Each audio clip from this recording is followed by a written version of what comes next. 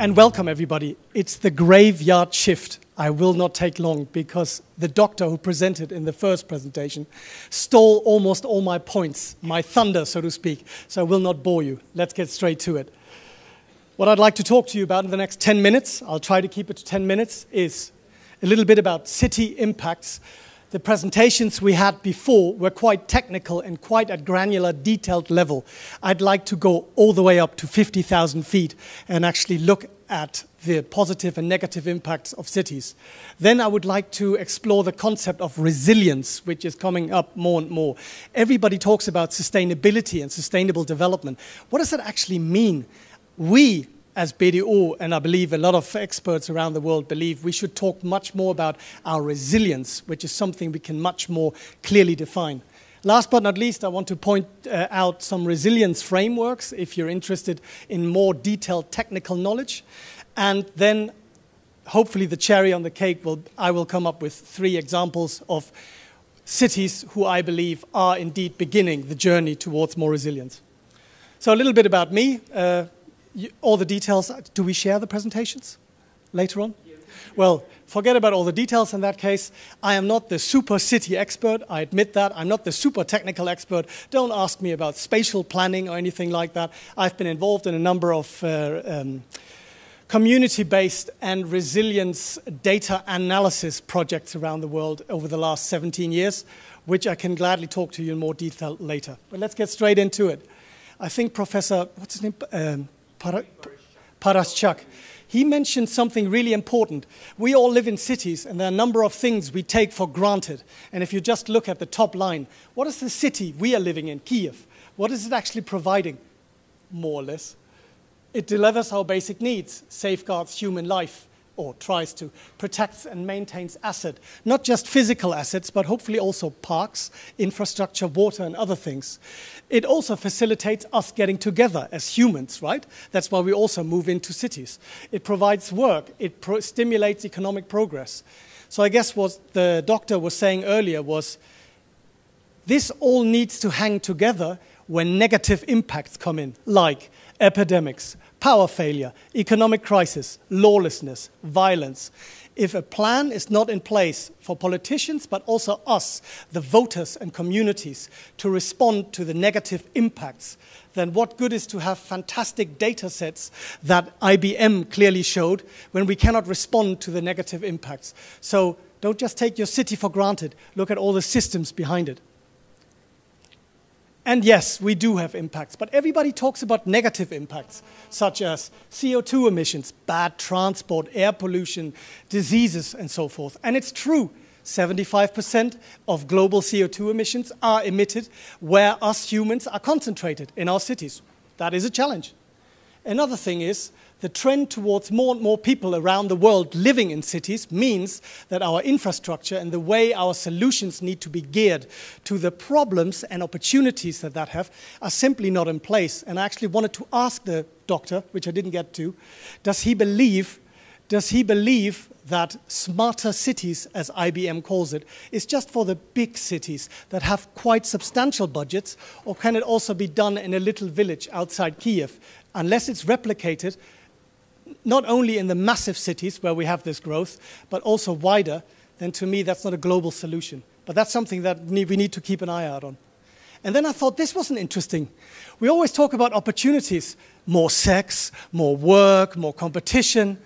But interestingly enough, the number of mental health disorders which cost money on our health systems and other related services are growing. This is from the 2,000 biggest cities, and it's grown by 453%. That has a monetary cost, a human cost, a social cost, and if that's not addressed, how can we as humans call ourselves resilient if we don't action against that? So what is resilience then? Maybe I should ask later on. To me, it's like a spring. Think about it in a car, or think about it in your bed. What does it do? When pressure comes, it goes in and it comes back, right, to its original form. Or as this wonderful academic puts it, the capacity of a system to absorb disturbance, pressure, reorganize while undergoing change, the pressure, while still retain essentially the same function, structure, and identity, it bounces back. That is the quality of a resilient system. And a city, if it wants to call itself resilient, needs to take these kind of dynamics into consideration. And I Googled resilient technologies, by the way, or search engine. There are other search engines, of course, Bing, Microsoft, and others. And this is what they came up with.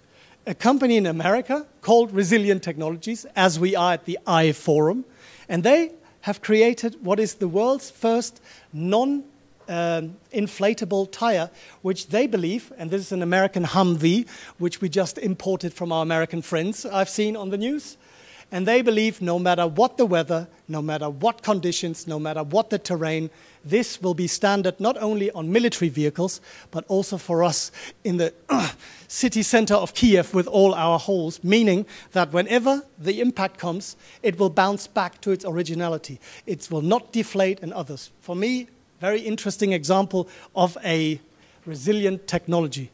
Might it work? Well, let's ask the company. It's still private. Then, and this I haven't made this up, this comes from the Rockefeller Foundation's research around what are the qualities, the meta-level qualities of a resilient city. We talked a lot about the details in the doctor's presentation earlier, but they've come up with a number of things.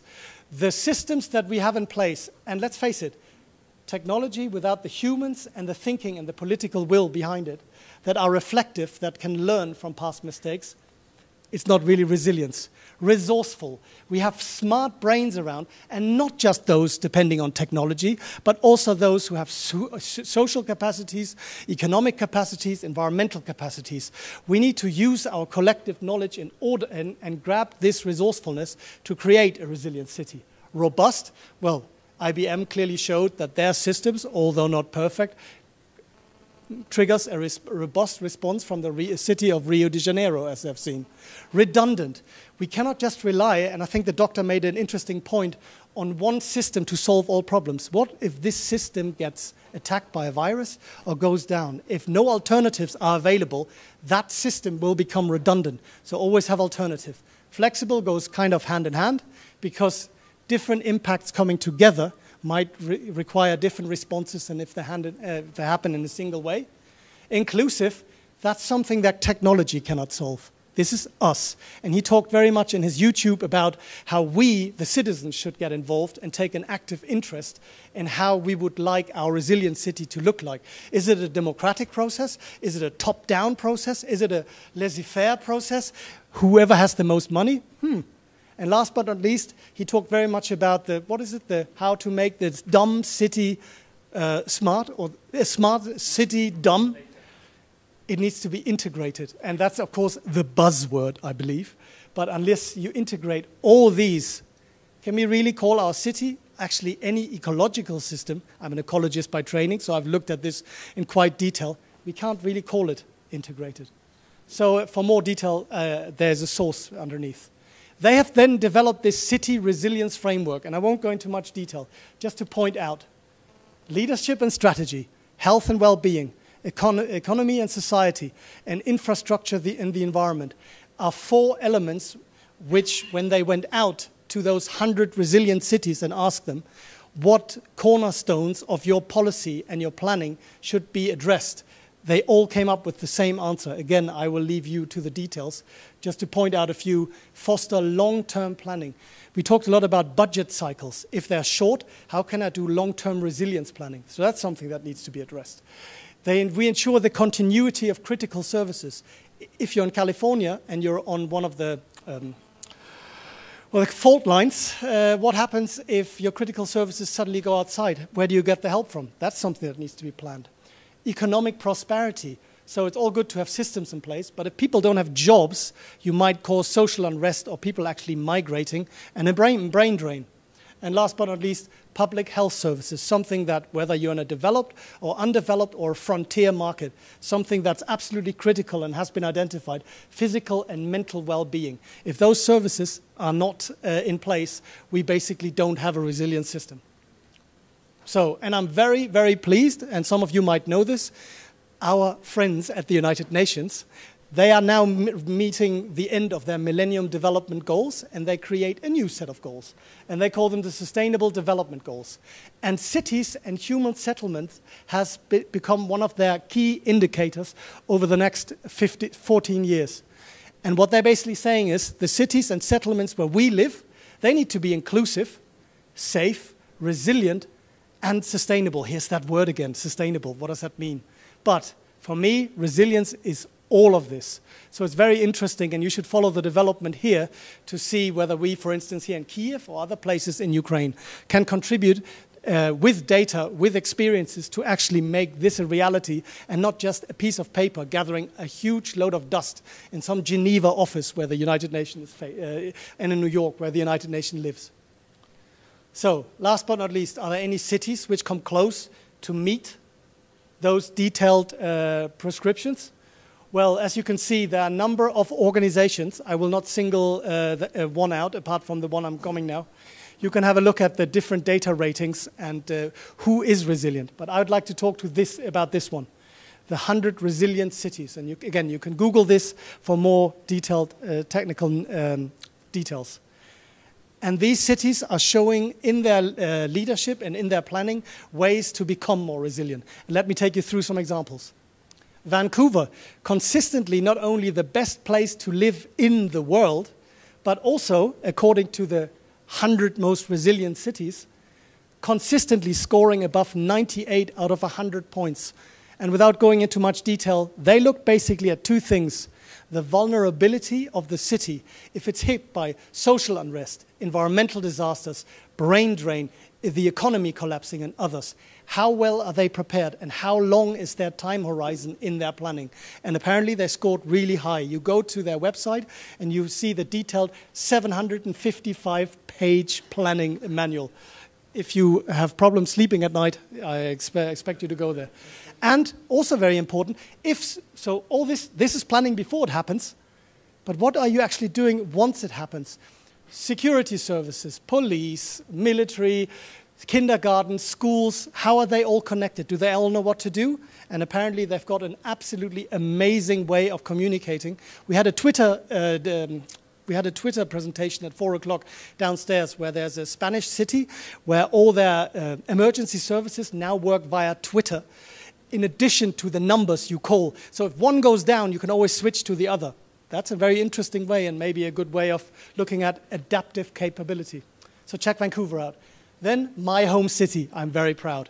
Now, imagine you are a student and you wake up in the morning and you know about you want to get from A to B, you're late for class and you basically want to go as fast as you can, as cheap as you can, and transport is expensive in Copenhagen.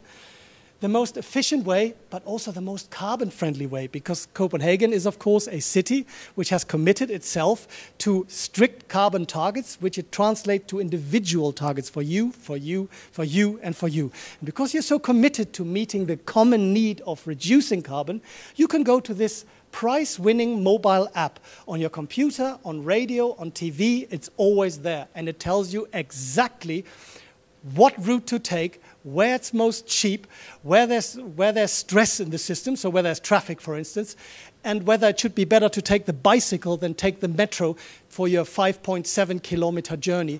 And it calculates your personal carbon footprint on top of that. So you can feel good about yourself taking the best route at all times. And again, if Twitter goes down, you go to the TV. If the TV goes down, you go to the telephone. If the telephone goes down, you go to other places.